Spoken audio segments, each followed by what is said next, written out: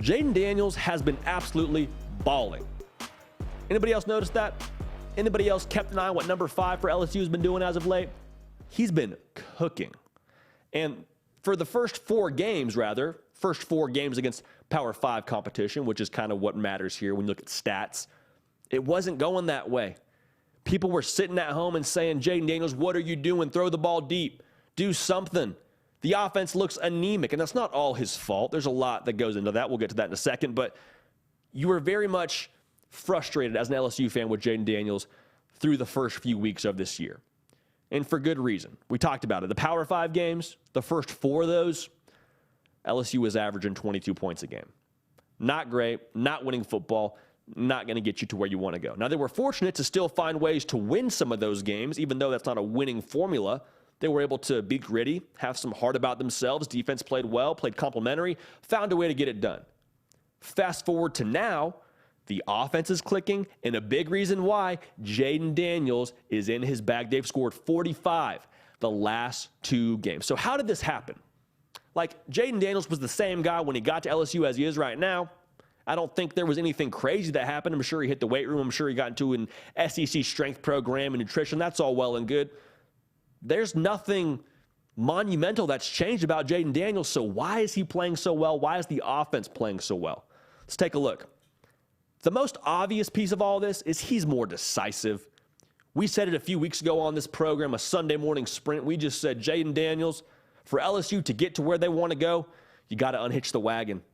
And a lot of you know that metaphor, but if you're driving and you have a wagon hitched behind you, you know that car can't go full speed. You know you can't reach maximum capacity. You can't go as fast as you want to go. And that's the way it felt for Jayden Daniels, because there wasn't a lot of pushing the ball downfield. He was averaging at most 6.7 yards an attempt. It's not great. That's not going to be explosive kind of numbers. Now, fast forward to these last 2 games against Florida and Ole Miss, my guy's averaging right around 9 yards an attempt. That's astronomically different. It's just 3 yards on paper, but that is a world of difference when it comes to the gameplay. And so he's willing to now push the ball downfield. He trusts his receivers more. He trusts himself more.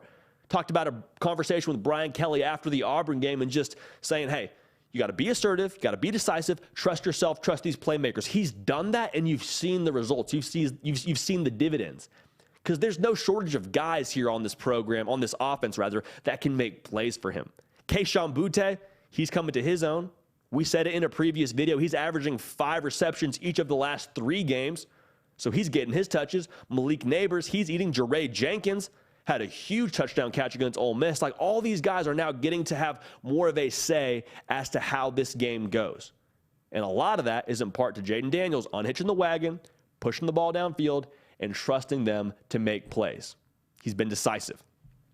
On top of that, he's used his legs effectively. There's 2 sides to this. One side is he's used his legs in the run game. We always knew he could do that. He's been really decisive in that matter as well, pulling on the read option. When he gets out and he sees nothing there, he's going, he's picking up a first down, or he's getting down, or whatever it is. He's being smart, he's being efficient, he's being effective. That goes without saying. What I think the next step for him has been is when he gets out of the pocket, he gets flushed out, a big defensive lineman's in his face. He says, see ya, turns on the burners, gets outside. He doesn't immediately look to run. He says, okay, I'm going to get out, create some space, buy myself some time. Like we just said, there's a lot of guys that are going to play on Sunday that are in the LSU wide receiver room. And so when he gets out in space, he's looking downfield and saying, who can I get the football to? And we've seen that change the offense. We've seen that change the way that he approaches the game. We've seen the way that changes the tempo of the game for these receivers. They get involved. They get in a rhythm. And you see more points being scored for LSU. And that is a very good thing. Having your best players touch the football, wink, wink, hint, hint, Kayshon Boutte, good things happen. And that next step for him to understand, when I get out of the pocket, I need to find these guys. My legs are great. I can do good things with them. But when I find these guys, that's when we take that next step to be an elite offense, a 40-plus points a game kind of offense, these last 2 games. So that kind of patience for him has paid very big dividends. And the quarterback is obviously the one who's going to take all of the praise, and when they're not playing well, going to take all the blame. We've seen both sides of it for JD this year. Jayden Daniels, not me. We've seen both sides of it for him. And I think to the same token, while he's getting a lot of praise, and that's very much deserved, and he's done a lot of good things, let's talk about the guys around him that have stepped up.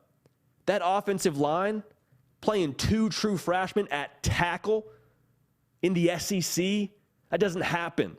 Even more so, that's not a recipe for success. LSU wouldn't be doing that if they didn't feel like they had to. And credit both those guys, they've done a really good job as of late. That offensive line has gotten more continuity, gotten more comfortable. Are they the best line in the SEC? Not yet. Probably not today. But to be serviceable and to allow Jayden Daniels more time, to allow him to get into a rhythm, you can't say enough good things about this offensive line and the steps they've taken in this very short time during the 2022 season. On top of that, kind of riffing on the offensive line, how about Josh Williams? He's coming into his own. 75 yards and 100 yards, respectively, the last 2 games. To have a run game take some pressure off your quarterback, to know, hey, in that read option game, if you don't crash and we give it to Josh Williams, you're going to have your own issues to deal with. You're going to have to go and try and tackle 27.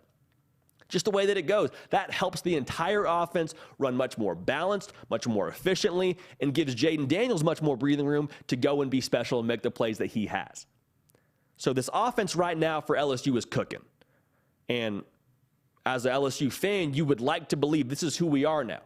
Brian Kelly's talking like it. Jayden Daniels talking like it, saying, hey, now he's comfortable. Now he's in control. Now we're actually going to start to do some really good things going forward. So here's the deal.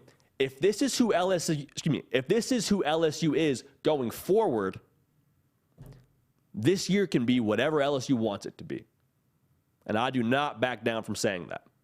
The rest of the way, they have Bama at home off of a bye. Bama's off a bye too. They go to Arkansas, got UAB, and at Texas A&M. Can be whatever they want it to be. Hey y'all, thanks so much for watching. Subscribe to the channel here to make sure you don't miss an episode of The Hard Count. Also be sure to check out other videos on the On3 YouTube channel.